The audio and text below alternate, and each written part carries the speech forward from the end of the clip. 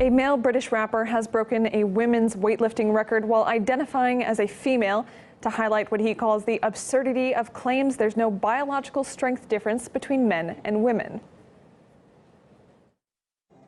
I keep hearing about how biological men don't have any physical strength advantage over women in 2019. So watch me destroy the British women's deadlift record without trying. P.S. I identified as a woman whilst lifting the weight. Don't be a bigot. Zuby's viral tweet got over 1 million views and comes amid a backlash against the growing number of athletes identifying as female in women's events. British Olympic swimmer Sharon Davies tweeted that women's sport must be, quote, protected from people born as men. However, the world's first transgender world champion cyclist Rachel McKinnon hit back, insisting trans women athletes have no unfair advantage.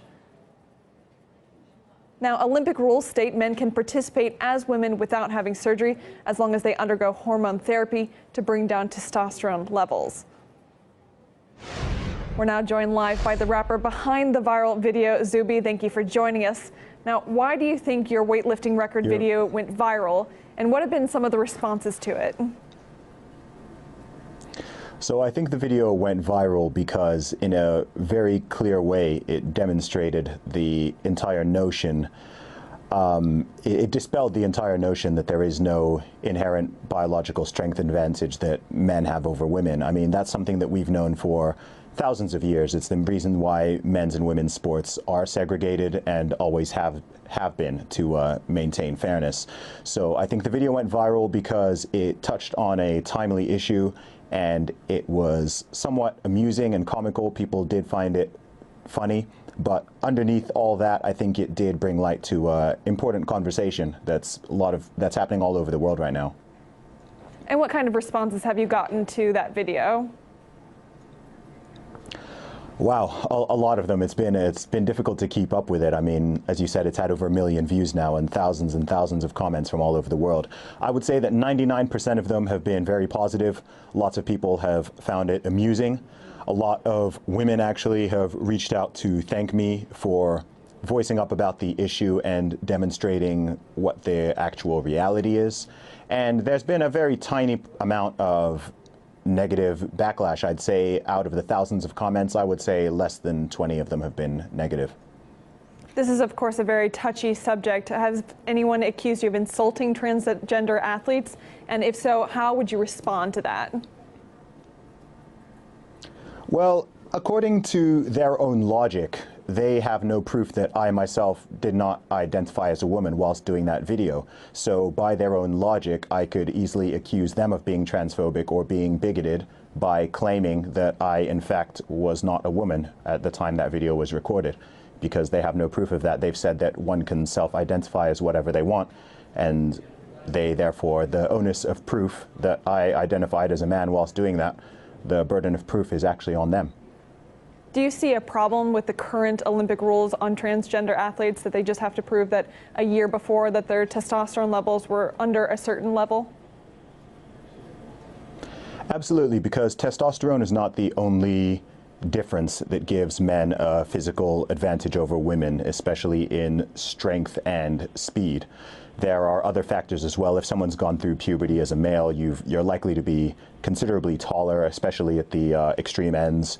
You're going to have a different bone structure. You're going to have bigger hands, your entire musculoskeletal system will still remain that of a man. So if I were to take some hormone blockers and suppress my testosterone levels for 12 months, I'd still have considerable physical advantages over someone who's been a woman for their entire life. So it's not just as simple as the testosterone levels.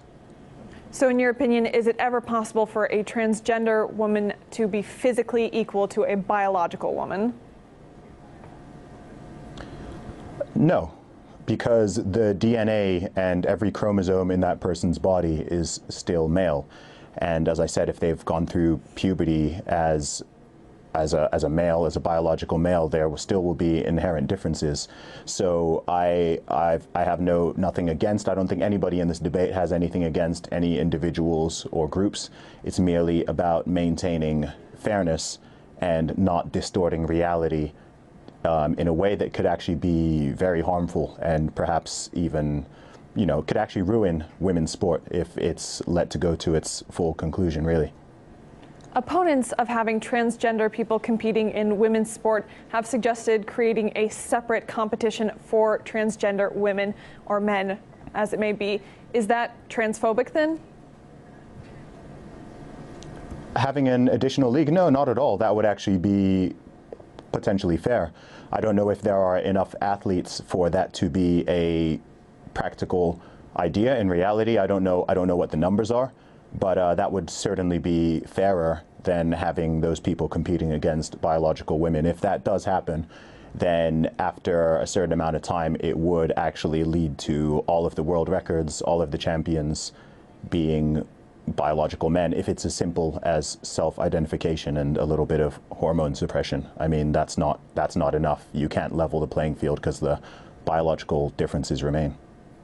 I'd say it's fair to say that you've come at this with a bit of a tongue-in-cheek approach to this topic, but would you say it's a bit of a social taboo to talk about these sort of issues? It might be, but I will be honest and say I don't really care about that. I'm very much a truth speaker and a truth seeker.